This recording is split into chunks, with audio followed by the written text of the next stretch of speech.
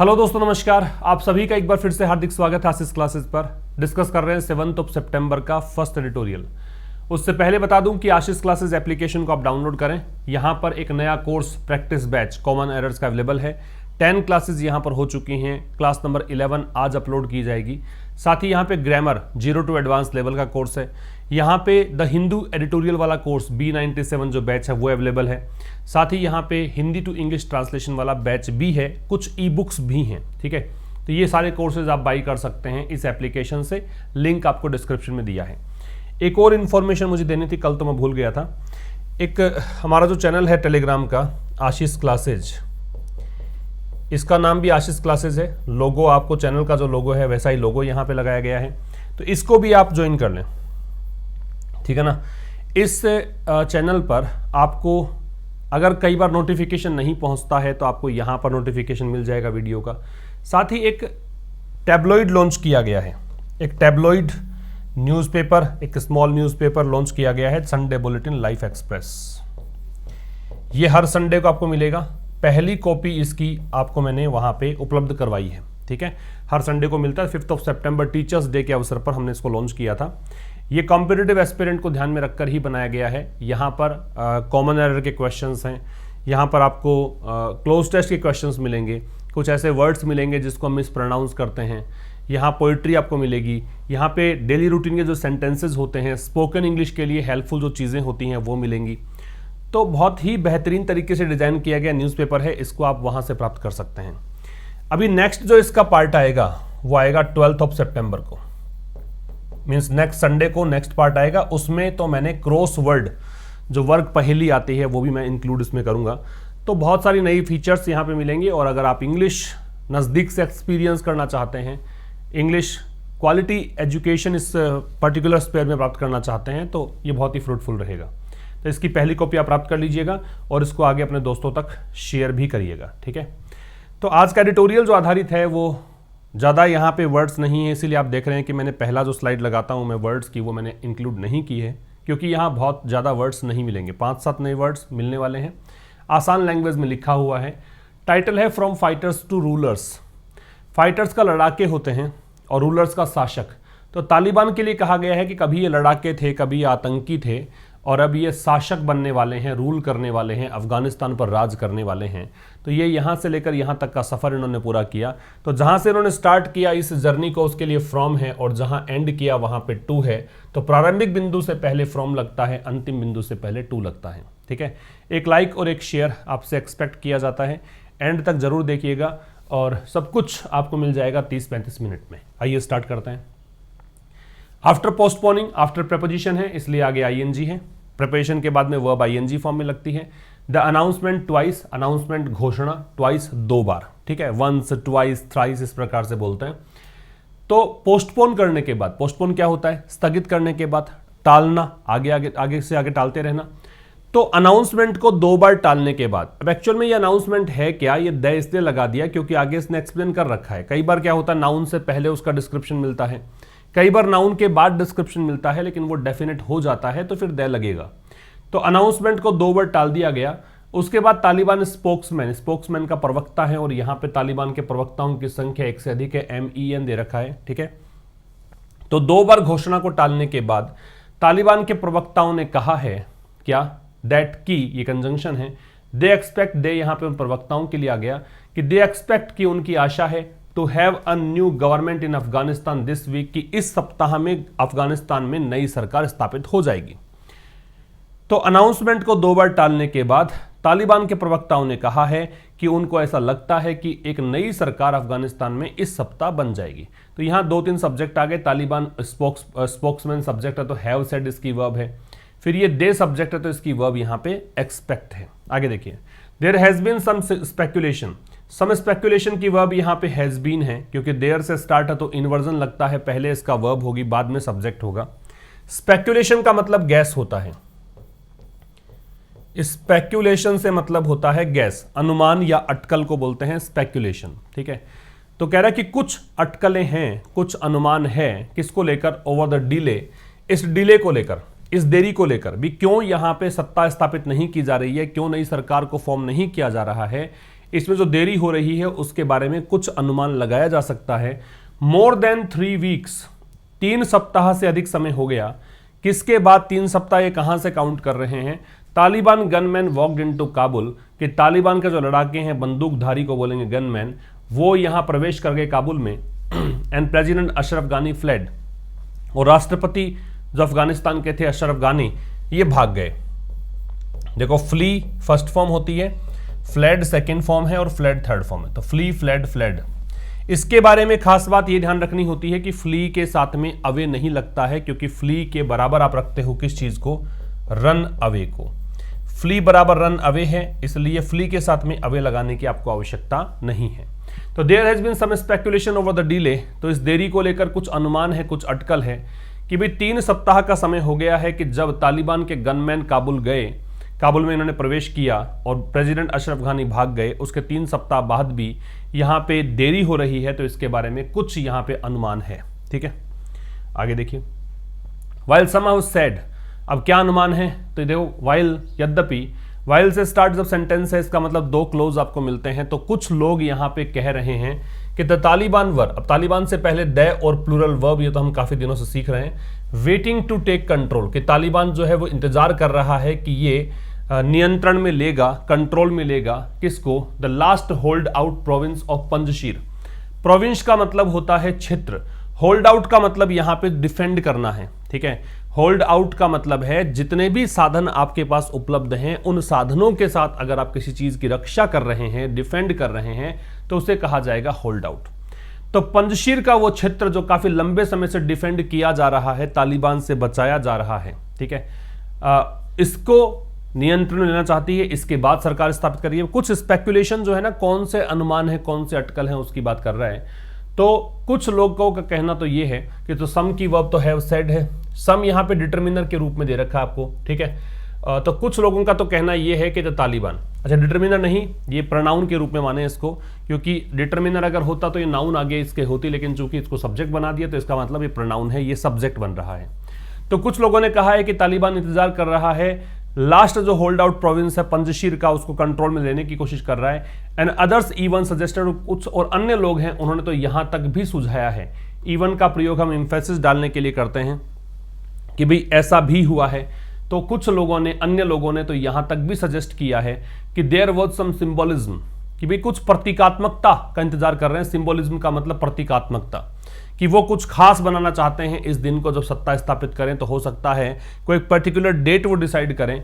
और ये सिंबोलिज्म जो है वो जुड़ा हुआ है, अटैच्ड टू है, अटैच्ड में टू लगेगा, किसके साथ? टाइमिंग के साथ। It with timing, it, timing it का मतलब ये इट हो गया गवर्नमेंट का फॉर्मेशन, कि वो इस चीज को टाइम करना चाहते हैं with the 20th anniversary of 9/11, कि जो 11 सितंबर को 20वीं वर्षगांठ, 20 साल पूरे हो जाएंगे इस हमले के, 9/11 हमला, जो कि पूरे विश्व भर में प्रसिद्ध है, पता ही आपको, प्रसिद्ध क्या, कुख्यात है ना, बुरे चीज़ों के लिए जो चीज़ें जानी जाती है उसको बोलते हैं नोटोरियस।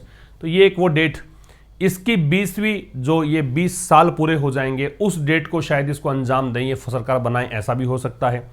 द रियल रीजन, तो यहां तक की बातें तो कर दी इसने वाइल से, एक उपवाक्य बना दिया। अब दूसरा उपवाक्य है द रियल रीजन, जो वास्तविक कारण है, अपीयर्स, ऐसा लगता है, to be differences within various Taliban factions. Factions का मतलब है गुट, ग्रुप कह सकते हो।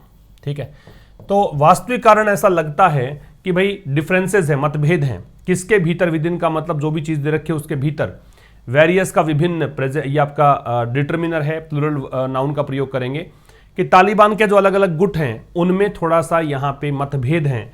किसको लेकर हैं? The government structure and composition, सरकार की संरचना, की सरकार कैसे बने, कैसी सरकार हो, और कंपोजिशन मतलब कंपोज कैसे करें, कैसे इसका निर्माण करें, ये सब चीज़ों को लेकर वहाँ पे कुछ क्या हैं, कुछ डिफरेंसेस हैं। फिर समझिएगा, तो कुछ ने तो कहा है कि तालिबान वेट कर रहा है किस चीज़ का, कि जो अंतिम होल्ड आउट प्रोविंस है पंजशीर का, उसको नियंत्रण में लेने की कोशिश कर रहा है। जो अंतिम डिफेंडेड, जिसको अभी तक डिफेंड किया गया था क्षेत्र, उसको कोशिश कर रहा है। अन्यों ने, कुछ अन्य लोग हैं उन्होंने तो यहां तक भी सजेस्ट किया है कि कुछ सिंबोलिज्म यहां पे जुड़ा हुआ है, इसको टाइम करने के पीछे, सरकार बनाने की डेट जो है वो कुछ प्रतीकात्मकता यहां पे जुड़ी हुई है। वो ये है कि भी 20th एनिवर्सरी मार्क करना चाहते हैं ये 9/11 की, उस दिन ये शायद सरकार बनाएंगे।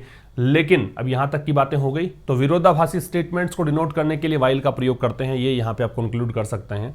जो वास्तविक कारण है वो अपीयर होता है, वो ऐसा लगता है, तो रियल रीजन की वर्ब अपीयर्स है, सिंगुलर है, रीजन सिंगुलर है, इसलिए वो ये है कि भाई डिफरेंसेज हैं किसमें, विभिन्न तालिबान फैक्शंस में, जो अलग अलग तालिबान के गुट हैं उनमें कुछ डिफरेंसेज हैं, किसको लेकर, गवर्नमेंट के स्ट्रक्चर और कंपोजिशन को लेकर, ठीक है।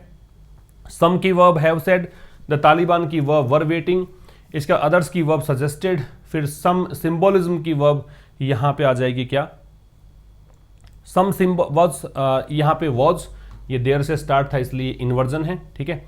इसका द रियल रीजन है उसकी वर्ब अपीयर्स, फैक्शन का मतलब गुट, होल्ड आउट का मतलब डिफेंडेड कह सकते हो, ठीक है, डिफेंड करना कह सकते हो। आगे देखिए, इन पर्टिकुलर, पर्टिकुलर का मतलब हो गया क्या, पर्टिकुलर से मतलब है विशेष करके, तो विशेष करके the differences between the Taliban leadership, कि जो मतभेद हैं, डिफरेंसेस हैं किसमें, तालिबान का जो नेतृत्व है कहां पे, हेलमंड, कंधार और political office in Doha.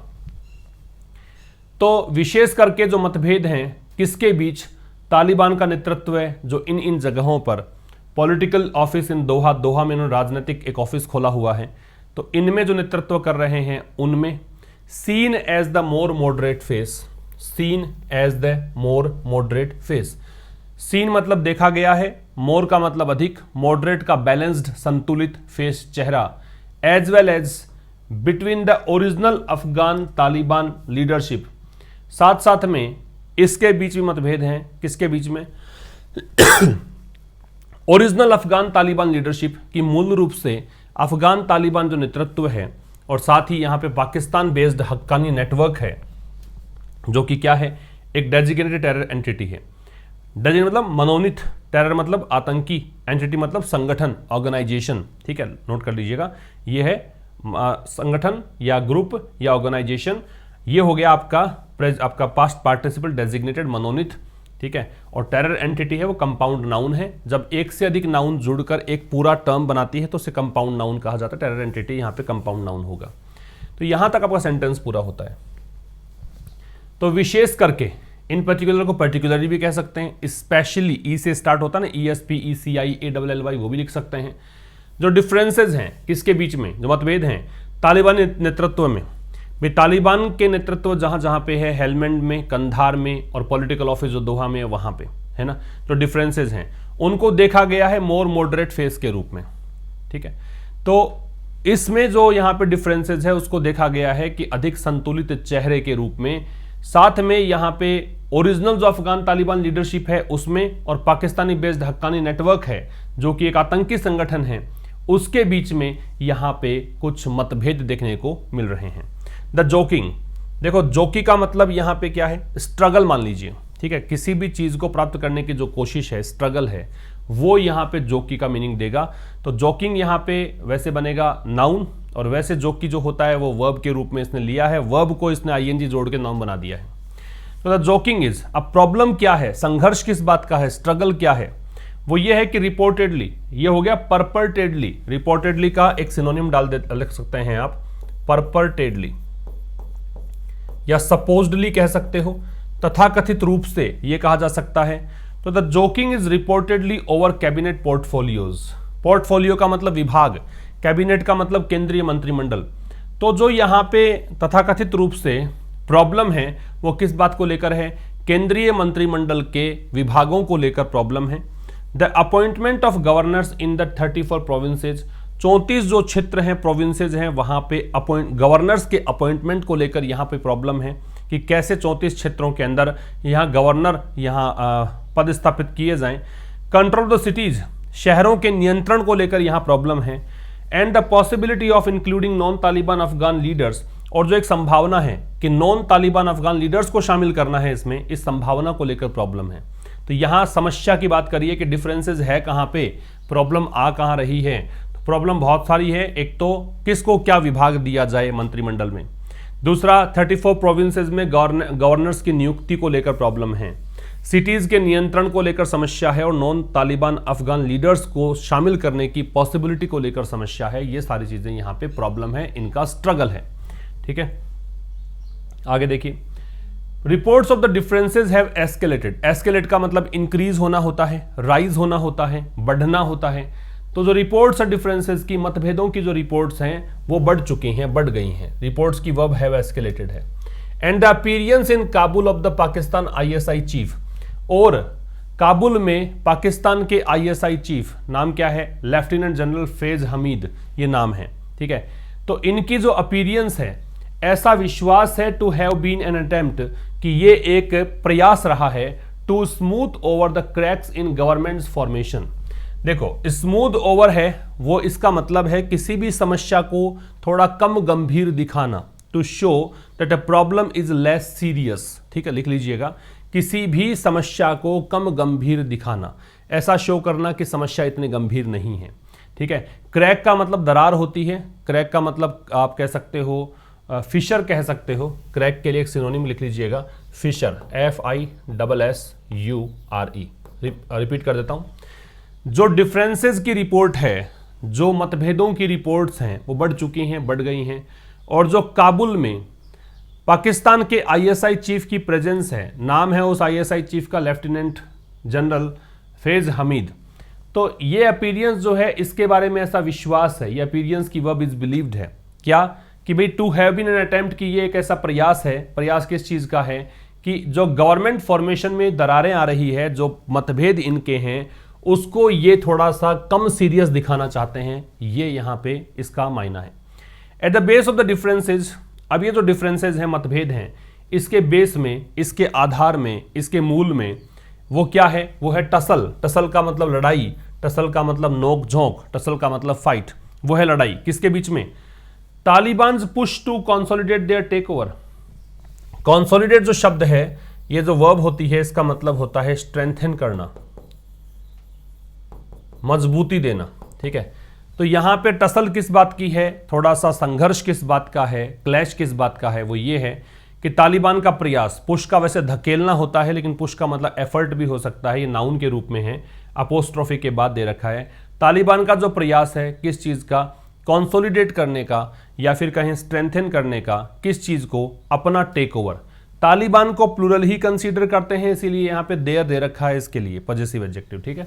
Take over का मतलब होता है सीजर, कि तालिबान ने जो यहां पे अधिकार किया हुआ है जबरदस्ती काबुल पर, उसका जो ये टेक ओवर है, उसको ये और ज्यादा मजबूत करना चाहते हैं, ठीक है। टेक ओवर किसका है, अफगानिस्तान पे ये इन्होंने शिकंजा कसा हुआ है। And implement in Islamist agenda, और साथ में इनको इंप्लीमेंट करना है, लागू करना है इस्लामिस्ट एजेंडा, इस्लाम धर्म को सपोर्ट करने वाली चीजें ही यहां पे इनको स्थापित करनी है, ठीक है। एंड डिजायर, और साथ में यहां पे इच्छा है, डिजायर यहां पे नाउन हो, डिटर्मिनर के बाद दे रखा है, टू रिसीव रिकॉग्निशन। इच्छा क्या है, कि इनको पहचान मिले, किससे, इंटरनेशनल कम्युनिटी से, अंतर्राष्ट्रीय समुदाय से।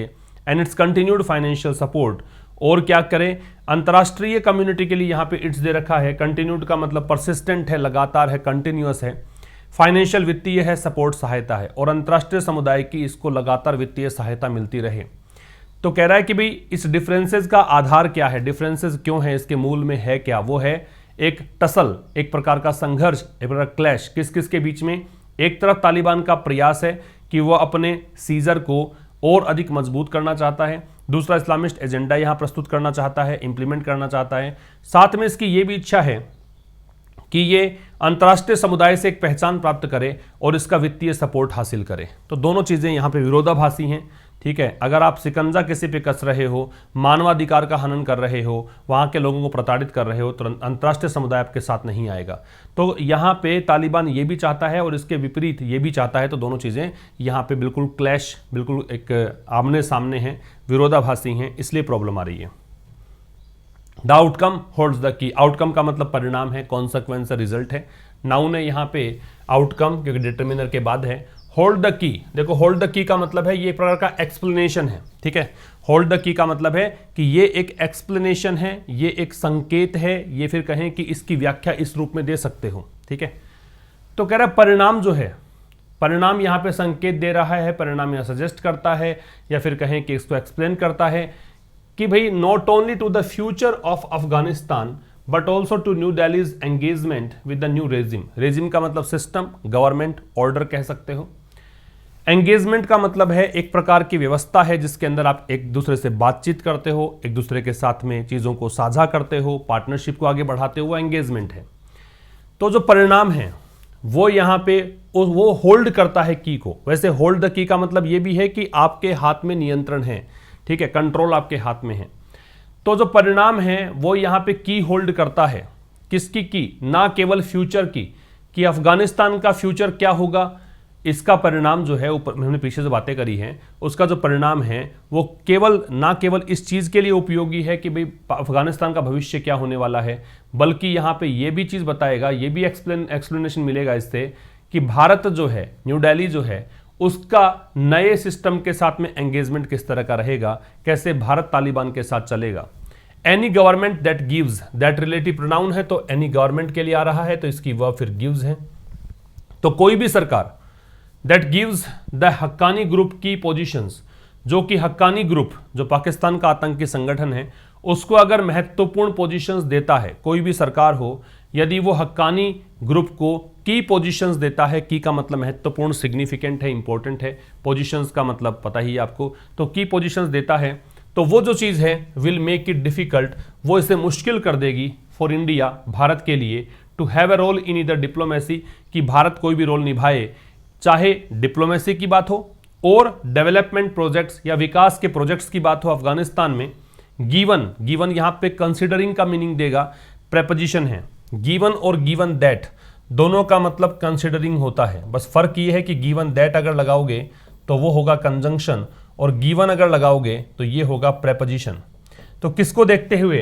प्रीवियस टेरर अटैक्स को देखते हुए, पिछले आतंकी हमलों को देखते हुए।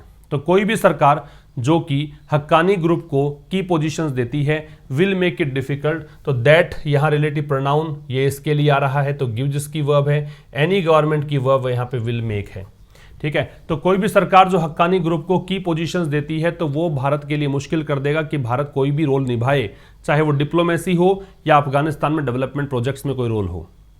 कारण क्या है? कारण है पिछले आतंकी हमले। एनी ओवर्ट रोल, ओवर्ट का मतलब होता है ओपन या फिर नॉट सीक्रेट, जो चीज छिपी हुई नहीं है, जो बिल्कुल खुली है, उसे कहा जाता है ओवर्ट।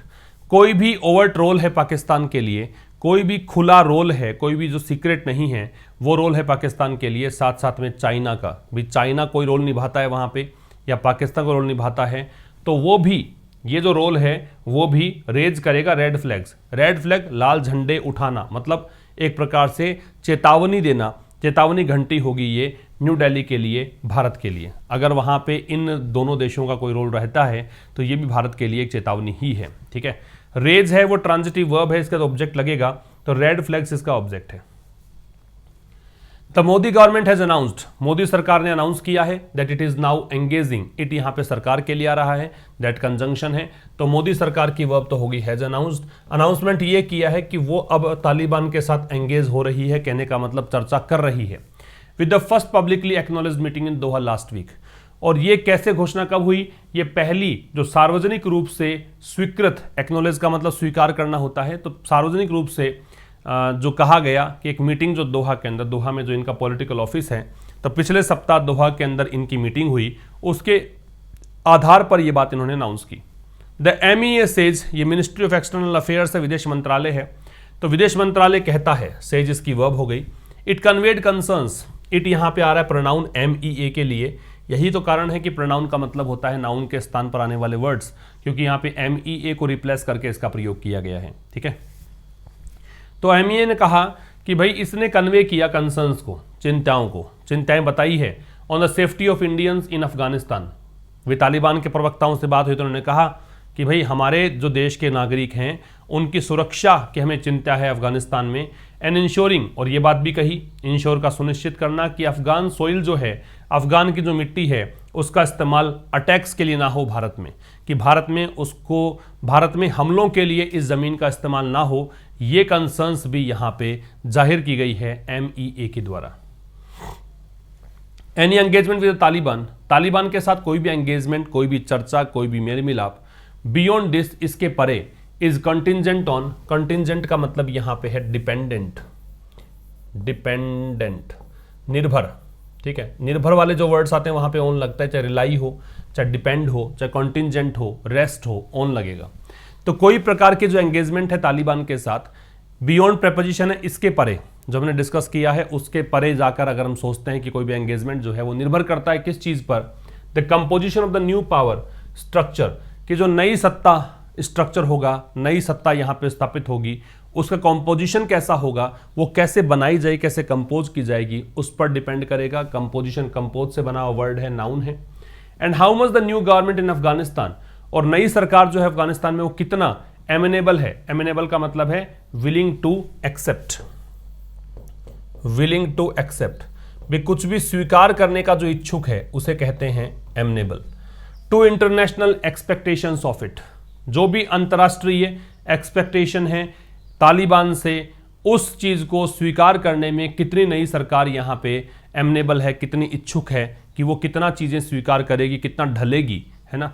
इन टर्म्स ऑफ, किस संदर्भ में, रिप्रेजेंटेशन, कि किसको प्रतिनिधित्व देगी ये सरकार, राइट्स, कैसे ये अधिकारों की रक्षा करेगी, and in allowing UN agencies, और इस चीज में भी कैसे वो यूएन एजेंसीज को अलाउ करेगी टू मॉनिटर डेवलपमेंट, डेवलपमेंट को मॉनिटर करने के लिए। ठीक है, फिर समझिएगा, कोई भी एंगेजमेंट तालिबान के साथ इस चीज के परे वो निर्भर करता है नए पावर के कंपोजिशन पर। साथ में यहाँ पे ये भी है कि नई सरकार किस तरीके से, अफगानिस्तान में जो नई सरकार है वो किस तरीके से अंतर्राष्ट्रीय जो एक्सपेक्टेशन है इसको लेकर, उन एक्सपेक्टेशन पे कैसे खरा उतरती है, कैसे उन चीज़ों के अनुसार ढलने की इच्छुक है।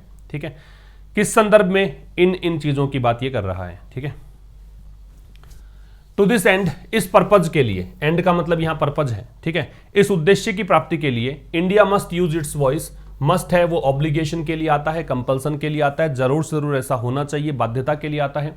तो इस पर्पज की पूर्ति के लिए भारत को अपनी इस वॉइस का इस्तेमाल करना चाहिए ऑन द इंटरनेशनल स्टेज, अंतर्राष्ट्रीय मंच पर, फोर्सफुली, बहुत ही जोरदार ढंग से। ठीक है, फोर्सफुली एडवर्ब है।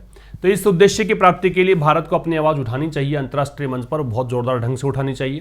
दिस इंक्लूड्स, इसमें शामिल है, भाई भारत आवाज उठाए तो क्या क्या बातें करे, तो इसमें शामिल है, दिस की वर्ब इंक्लूड्स है, ब्लॉकिंग एनी मूव, कि कोई भी कदम है उसको ब्लॉक करे, उस पर रोड़ा अटकाए, एट द UNGA, ये हो गया संयुक्त राष्ट्र जनरल असेंबली की बात कर रहा है, GA का मतलब जनरल असेंबली, ये आम सभा, और ये UN सिक्योरिटी काउंसिल, सुरक्षा परिषद की बात है, to recognise the new regime.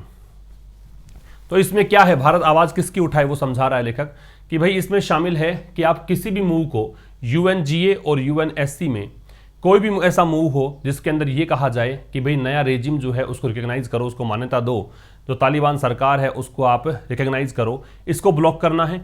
And stopping, और साथ में यहाँ पे डीलिस्टिंग और exemptions to Taliban leaders at the 1988 sanctions committee. तो 1988 की जो सैंक्शंस कमेटी है, प्रतिबंध लगा रखे हैं इस आतंकी संगठन पर, तालिबान पर, तो उस चीज को भी रोकना है कि कहीं ऐसा ना हो कि इसकी जो प्रतिबंधित सूची है उससे इसको हटा दिया जाए। लिस्ट करने का मतलब सूची में स्थान देना, डीलिस्ट का मतलब सूची से स्थान, मतलब जो नाम है उसको हटा देना, कहीं डीलिस्ट कर दिया जाए या फिर तालिबानों को छूट दी जाए, तालिबानी जो लीडर्स हैं, नेता हैं, उनको एग्जेम्प्ट किया जाए, छूट दी जाए, इस चीज को रोकना है। विच इंडिया चेयर्स, और ये विच आ रहा है किसके लिए, भाई जो बात बताइए ना UNGA और UNSA के लिए, इसको भारत यहाँ पे चेयर करता है या भारत इसका अध्यक्ष है। ठीक है, until the Taliban regime shows a willingness to comply, कब तक भारत को करना है ये प्रयास, कब तक करना है, तो अंटिल टाइम के लिए आता है, ध्यान रखिएगा। टिल और अंटिल, इन दोनों में एक डिफरेंस ये भी ध्यान रखो कि टिल में डबल एल आता है जबकि अंटिल में सिंगल एल आएगा, दोनों ही टाइम के लिए आते हैं। ये करना कब तक है, उस समय तक करना है जब तालिबान रेजिम, अब आप पूछोगे सर तालिबान में तो आपने कहा था प्लूरल वर्ब आती है, बिल्कुल प्लूरल आएगी, लेकिन यहाँ पे रेजिम दे दिया, सिस्टम दे दिया, गवर्नमेंट दे दिया, इसको देखकर यहाँ पे वर्ब सिंगुलर है। तो तालिबानी जो सत्ता है, जब तक कि वो विलिंगनेस ना जाहिर करे, इच्छा ना दर्शाए कंप्लाई करने की, कंप्लाई का मतलब ओबे की, बातों को मानने की, आज्ञा का पालन करने की, तब तक भारत को ये आवाज उठानी है, ये प्रयास करने हैं। ठीक है, तो ये था इस एडिटोरियल में। अब मुलाकात होगी कल शाम 5 बजे, तब तक के लिए नमस्कार, थैंक्स अ लॉट।